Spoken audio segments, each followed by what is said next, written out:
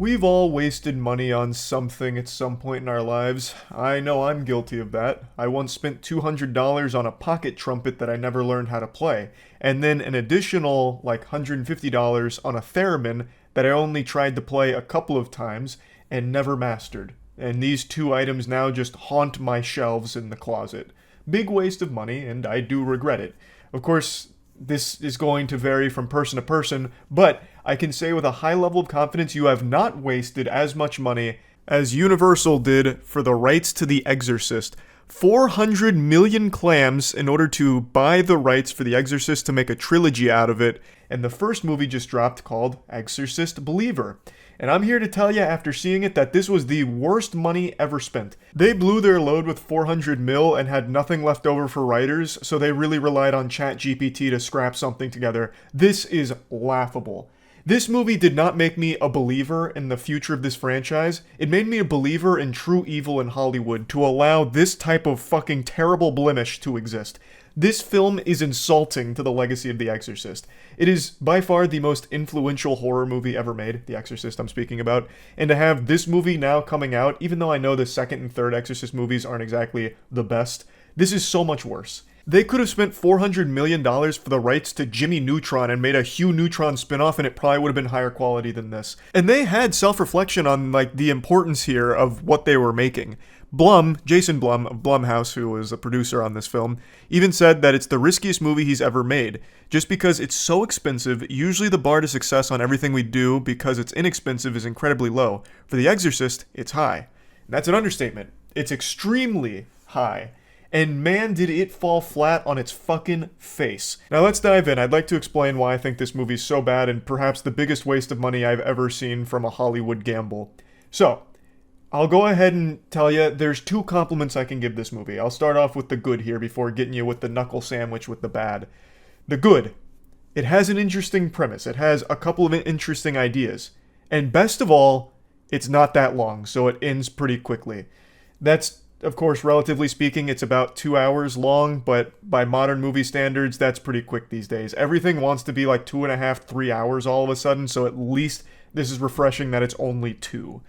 Those are the only compliments I give it, and one of them is just that it ends, so you can leave and forget that you ever watched it. The biggest sin this movie commits, though, is being a fucking snooze fest. It is just unforgivably boring. If I didn't drink some gamer Supps before going to the theater, I probably would have fallen asleep there trying to stay awake through this one. So I'm going to shout out Gamer Supps, because big W from Gamer Supps here. I had some titty milk, which is one of their flavors, before going. I know if I just say titty milk cold turkey like that, you won't know what I'm talking about. It's not real breast milk, that's just one of the flavors Gamer Supps offers, and it's my personal favorite one. I highly recommend Gamer Supps. I fucking love it. If you want to get some free samples, you can click the link in the description below. It's completely free, not even a shipping cost. Gamer Supps will just send out a bunch of samples for you to try, and you will most likely enjoy them. And yeah, if you also just want to use my code, it's code MOIST at gamersupps.gg in order to get a discount on any of the items you might want to purchase. So big thanks to Gamer Supps. I am going to be getting into spoilers here, so this is your warning. I can't talk about what makes this movie so bad without some spoilers. Sorry in advance, but this is your warning. The film's plot. It follows a widower who has a daughter who really wants to meet her mother.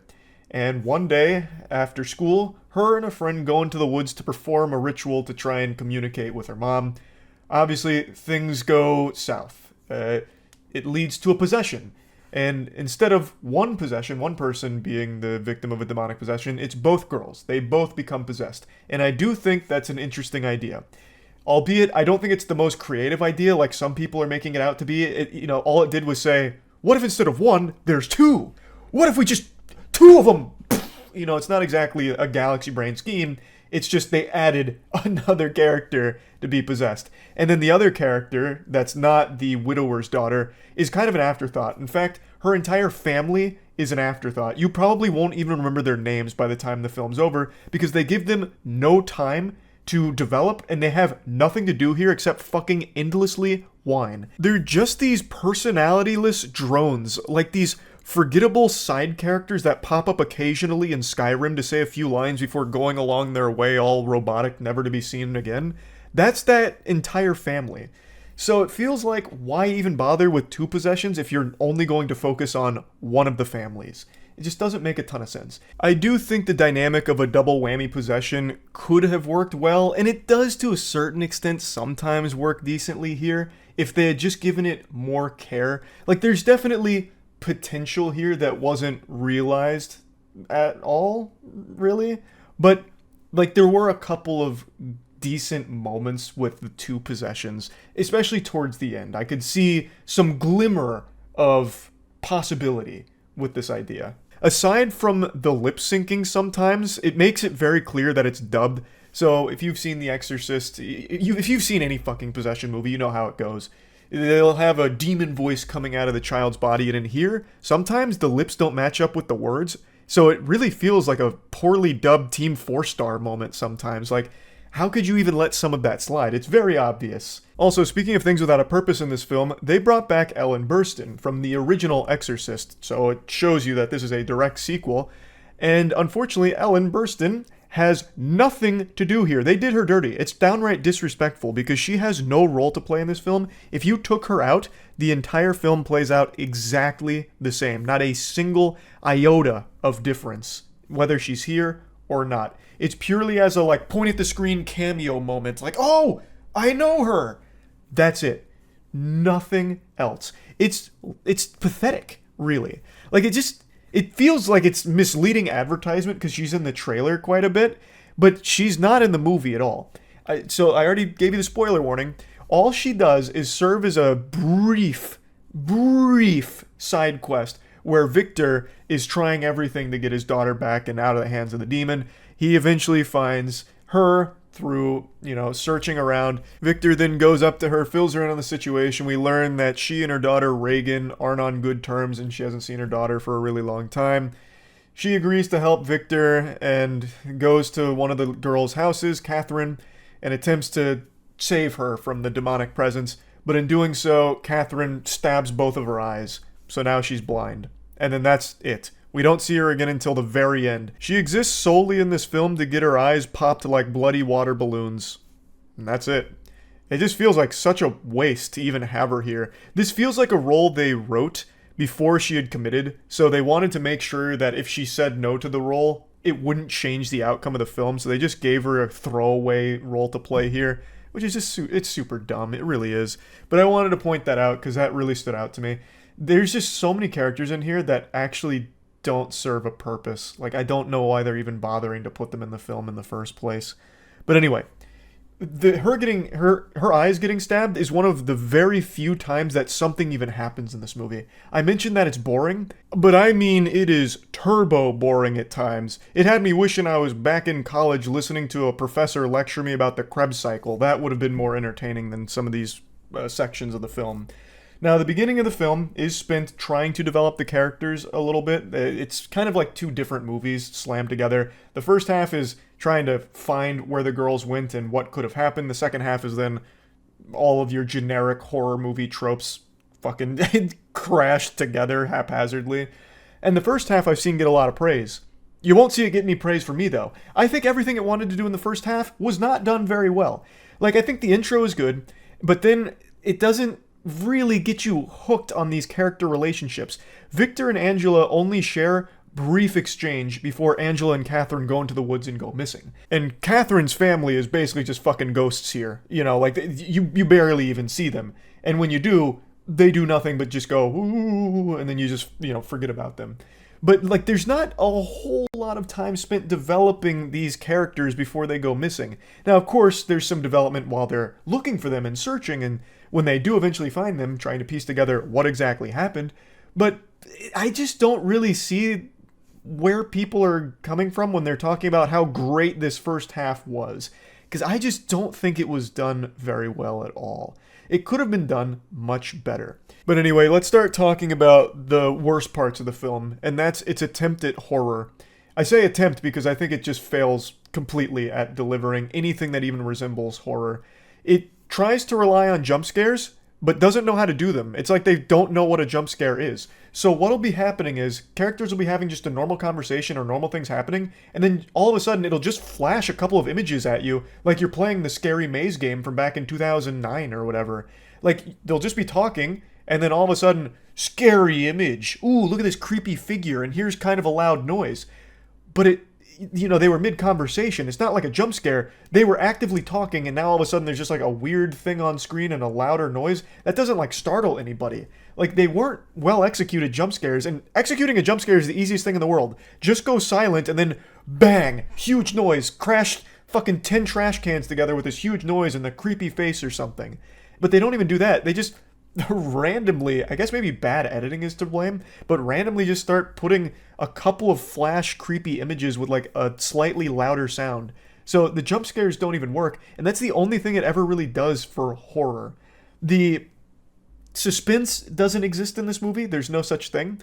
Like I said, I do think the child actresses do a decent job of like looking creepy and like moving around creepy occasionally, but even that isn't utilized very much because they're very quickly bound to chairs and then spend like 30-35 minutes being bound to chairs as people recite prayers around them. I'll get to that in a moment though. But yeah, I really don't know what people would find scary about this. And that's not just coming from like, oh, I'm a tough man, look at my machismo, I don't get scared at horror movies.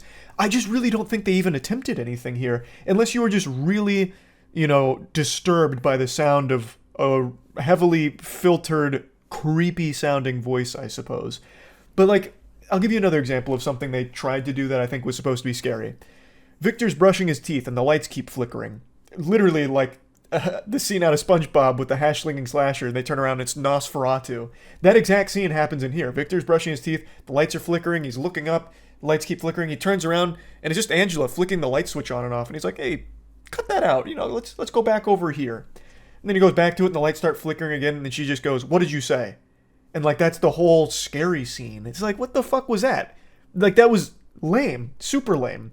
And then there's another scene where she like attacks Victor, but it's not even like startling or a jump scare. She like comes up behind him and like attacks him super quickly, and then that's it, and he's fine. And then she just closes the door. Like, it's all just, I don't know. It feels like they didn't know what they were doing, so they just went in on filming days and improvised. I have no explanation for it because it's like they didn't even try. Also, this isn't exclusive to this movie, but I am so fucking tired of the trope that when you're dealing with a possession, all you need to do is speak sternly to it to get it out. So when Ellen does actually go and confront Catherine for a moment, her strategy is, hey, get out of there. Hey, quit goofing around. That body belongs to that child, Catherine, not you. Get out of there. Scram. Get out of town. And the demon's like, no, like struggling around and like falling and flopping like a fish out of water. It's like, what? Why does that work? Like, why is this doing anything at all? Unless it was also pranking her. But even still, that's so silly. It's so stupid. Like, she's not doing anything besides just speaking to it like a disappointed parent. Like, oh, come on now. Quit with this nonsense. Hey, come on. Like, it's just, the way that demons are fought in possession films, I think is just the goofiest shit ever. They've got to find other things to do to fight demonic possessions. Like just saying its name and it like vanishing and like screaming, it said my name, the human said my name, and then like burns back to hell is stupid. And then just them saying, hey, the Lord doesn't like what you're doing there, so get out of there. It's like, no, it sucks. It sucks. And I just needed to point that out. So let's just, I don't even know why I'm getting so into the weeds here. The movie just sucks. But let's just talk about the end here. Eventually, they tie both of the girls to some chairs and they're trying to perform a ritual with like a ton of different prayers, a ton of different belief systems that they're all throwing their way to try and get the demons to leave. Eventually, it's not working. So what ends up happening is a very powerful pastor comes in and he touches both of their heads and he's like, Christ says, get out of there. And the demons are like, no. It's like everyone's getting really optimistic because it's finally working. They're going to get their daughters back. But then the daughters snap his neck with like telekinesis. So he dies. It's the only death in the film. And it was a pretty gruesome death. I didn't expect that. So that one actually caught me off guard. That was a pretty decent moment, actually. And then they never do that again. They just go back to just sitting there laughing. Like, well, not even laughing. Like, there's a scene where they're getting some, like, water tossed on them, and they're, like, screaming in agony, and, like, there's a burning sound, but they're totally still fine. And they're just, My big problem here is the demon at no point was in any danger of actually getting exorcised at all. But for some reason, they kept pretending like they were getting somewhere. And then eventually, the demon says, you must make a choice. One of these girls will live and one of them dies. You choose. Why? You could just have both of them, because they have done nothing to actively stop you. Like, they have not been able to effectively fight you. So why all of a sudden would you give up one of the girls? It didn't compute. But not only that, I'll fast forward. That was the big gamble, the big moment, like, oh no, we're gonna have to make a choice. And it ties into something that happened in the intro of the movie where Victor had to make a very hard choice. That I won't spoil because it's the biggest twist of the film. But anyway, it's a choice, like, oh, we have to choose one. I can't choose. No, it's not right. Well, we can't choose between our daughters. But then eventually, the whiny dad of Catherine says, I choose Catherine. So then Angela is about to, supposedly die. She eventually levitates and then pukes onto the ceiling, falls, and we think she's dead. But then what ends up happening is Catherine dies instead, and now Angela is no longer possessed. Well, why? So the demon just let itself get killed? Like, the demon just said, I'm out, bye? He's just like, alright, this was a fun game. See you guys. I had a good time playing. Like, why? It doesn't make sense. Why would he do that? And why did he keep letting himself get caught? All the demon does is talk shit. The demon's entire purpose here is just to be an annoyance, a nuisance, flicking lights on and off, filling up the bathtub with dirty water, saying some profanity here and there. That's it. Like, it's just a prankster. It doesn't even do anything. It's not even, that evil. It only defended itself when the pastor was about to, get rid of it, so then it killed the guy. Other than that, it just kind of, chills out. Well, and I guess when it stabbed the lady's eyes. But aside from those two instances, all it is just a bother, an annoyance. And now all of a sudden, it's had its fun, so it left. Even though they have done nothing to actually get rid of it or actually make it want to leave. It just did. For no reason. It was so unearned. It was so unsatisfying, so unfulfilling, and so lame. I don't even know how they're supposed to turn this into a trilogy. How? The only thing I could see them trying to do is be like, oh, Angela actually is still possessed. He's just hiding himself better now. And that, of course, is probably the direction it's going to go, which is the laziest direction, but the only one it can go. There's no other options left for it, so they've already spent $400 million on this. They're going to fucking make a sequel, and then a sequel after that one. It's going to be a trilogy. I feel like there's no way they pump the brakes on it, even though this is flopped. They're going to have to because they're already so deep in the hole. I just don't know how they even try to salvage it. I don't see how. This was terrible. It was actually terrible. Laughable, even. People were giggling at this movie. It's not good. I can't believe they spent $400 on the most iconic franchise rights and blew it this badly. It's just, I don't know. It's crazy to me. But I wanted to talk about this because I think this is probably the biggest waste of money I've ever seen in Hollywood. So that's pretty impressive. That's about it. See ya.